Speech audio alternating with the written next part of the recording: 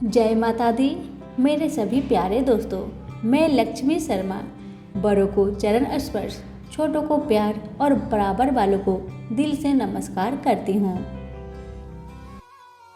आज की वीडियो में आप सभी सुनेंगे एक गरीब परिवार की भक्ति और माँ दुर्गा की कहानी।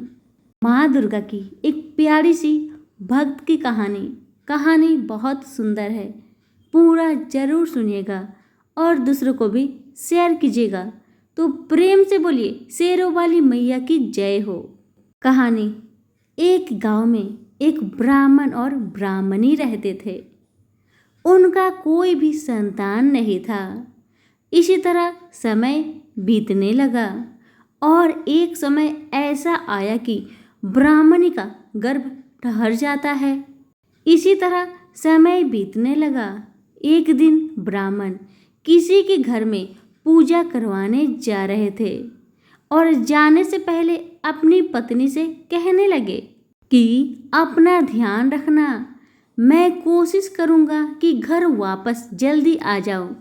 अगर तुम्हें पीड़ा होने लगे तो पास के गांव में एक दाई रहती है, उसे बुला लेना, क्योंकि ब्राह्मणी का 9वां महीना चल रहा था।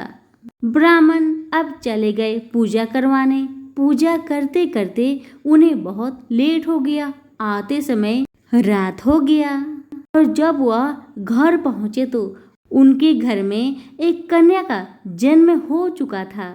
ये देखकर ब्राह्मण बहुत प्रसन्न होते हैं और जोर जोर से कहने लगे, मेरे घर सती ने जन्म लिया है, मेरे घर सती ने जन्म लिया है। इस प्रकार ब्राह्मण के कहने पर उस बच्ची का नाम सती रख दिया जाता है। अब छोटी सी कन्या धीरे धीरे बड़ी होने लगी। जैसे ही सती 6 महीने की हो जाती है, वैसे ही ब्राह्मणी के मन में आता है नवरात्रि का व्रत करने का। लेकिन ब्राह्मण और ब्राह्मणी बहुत गरीब थे।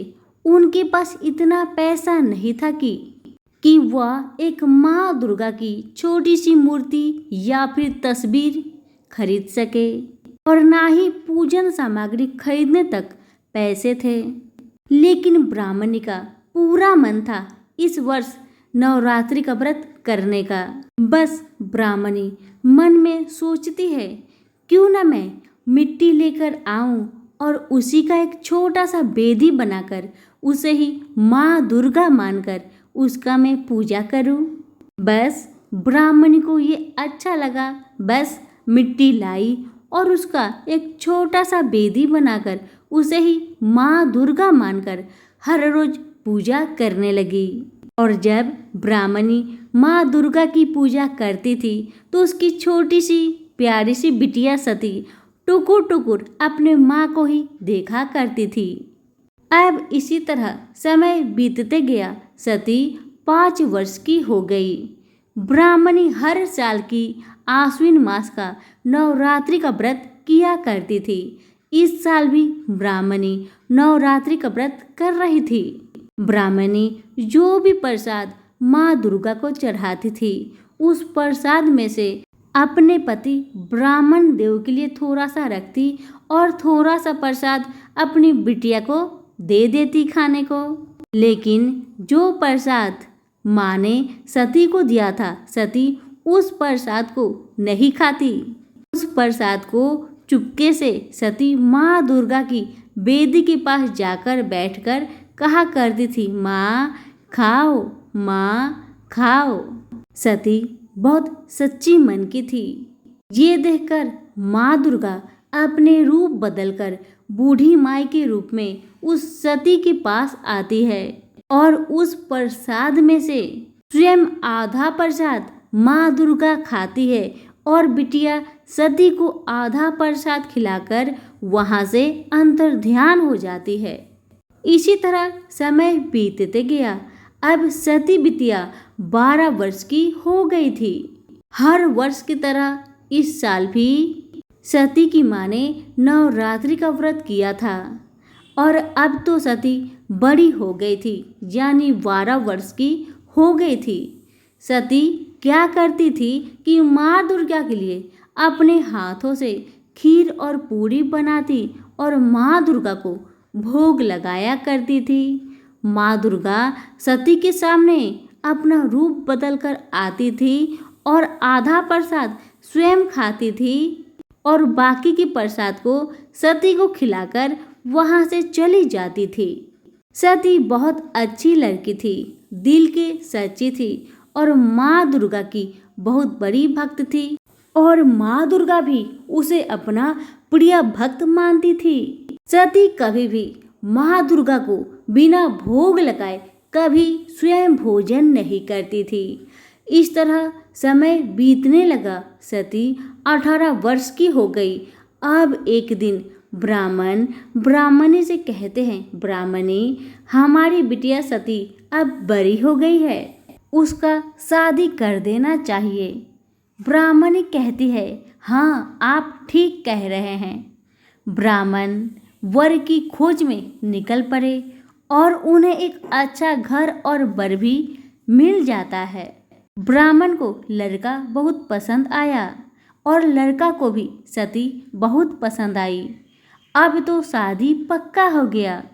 अब जैसे ही रात हुआ तो माँ दुर्गा सती के सपने में आकर कहने लगी, सती, तू शादी करके अपने ससुराल चली जाएगी तो मेरा सेवा जतन कौन करेगा, मुझे भोग कौन लगाएगा, तुम शादी मत करना।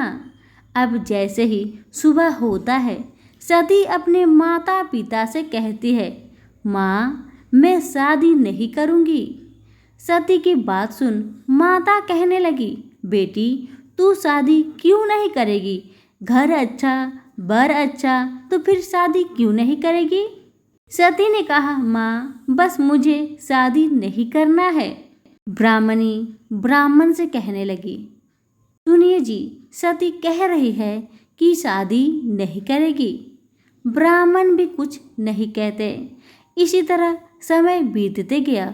जब सती 20 वर्ष की हो जाती है, तब माँ दुर्गा भी अपने मन में सोचती है कि मैंने भी तो पार्वती के रूप में महादेव जी के साथ विवाह किया है। मेरे भी तो बच्चे हैं, गणेश, कार्तिकेय, तो फिर मैं क्यों सती का जीवन को बर्बाद होने दूं? अब माँ दुर्गा सती के पास आकर कहती है, सती, तुम शादी करना, लेकिन उस घर में करना जिस घर में तुम्हें पूजा पाठ करने दिया जाए।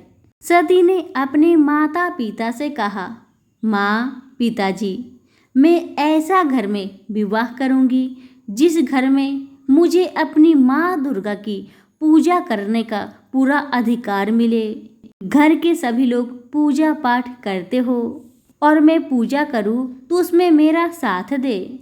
ब्राह्मणी ने कहा, ठीक है बिटिया, ऐसा ही होगा।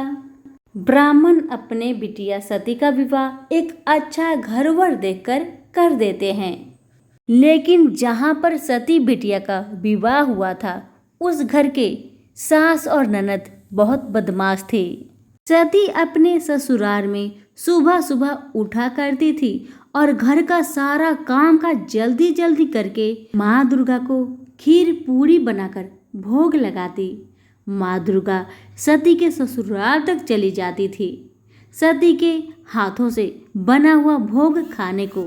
माँ दुर्गा सती की लगाई भोग में से आधा स्वयं खाती और आधा सती को खिलाकर वहां से अंतर ध्यान हो जाती थी। एक दिन की बात है, सती का मन थोड़ा सा खराब था। सती को सुबह उठने में लेट हो जाता है, जिस कारण काम धाम समाप्त करने में थोड़ा सा समय लग जाता है।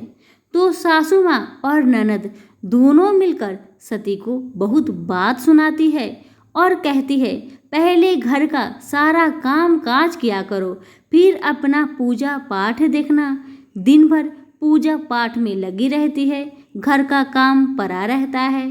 सासू माँ की बातें सुन सती कहने लगी, सासू माँ, मैं तो घर का सारा कामकाज करने के बाद ही माँ दुर्गा का पूजन करती हूँ।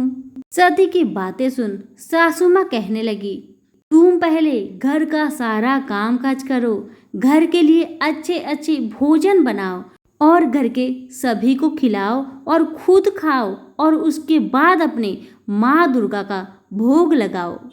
सती कहने लगी, सासू माँ, मैं तो पहले अपनी माँ दुर्गा को भोग लगाऊंगी, उसी के बाद मैं भोजन करूंगी, अन्यथा नहीं करूंगी। और मैं अपनी माँ दुर्गा को ज्यादा देर तक उपवास नहीं रख सकती, इसलिए घर के सारा कामकाज करने के बाद मैं पहले उनको ही भोग लगाऊंगी, उसके बाद ही घर के लिए भोजन बनाऊंगी। ये सुनकर सासू माँ और ननद फिर से अपनी बहू को बहुत बातें सुनाते हैं। सती रोने लगती है। सती के आंसू देख माँ दुर्गा को बहुत दुख हो रहा था। अपने भक्त को दुखी देखकर माँ के भी आंखों में आंसू आ गए। अब तो माँ से रहा नहीं गया। अब माँ दुर्गा हर सुबह जल्दी जल्दी सती के ससुराल में आ जाया करती और उनके सारे काम को कर दिया करती। और सती भी जल्दी उठकर माँ दुर्गा के लिए अच्छे अच्छे भोग बनाकर माँ दुर्गा को भोग लगाया करती थी। इसी तरह समय बीतने लगा, लेकिन सती को अच्छा नहीं लगता जब माँ दुर्गा उनके घर में आकर घर के सारे कामकाज करती थी। एक दिन सती माँ दुर्गा से कहने लगी, माँ, आप इस तरह से मेरे ससुराल में ना आया करें। आप काम करती हैं, उसे देखकर मुझे बहुत दुख होता है। मेरा जितना शक्ति होगा मैं उसी के अनुसार काम काज किया करूंगी। बस आप इस तरह से आया ना करें। आपको काम करता देख मुझे बहुत दुख होता है माँ, इसलिए आज से माँ आप काम करने नहीं आएंगी। जब मैं भोग लगाऊं तभी आकर भोग को खा लीजिएगा और फिर चले जाइएगा, क्योंकि जब आप काम करती है उसे देखकर मेरा दिल रोता है माँ।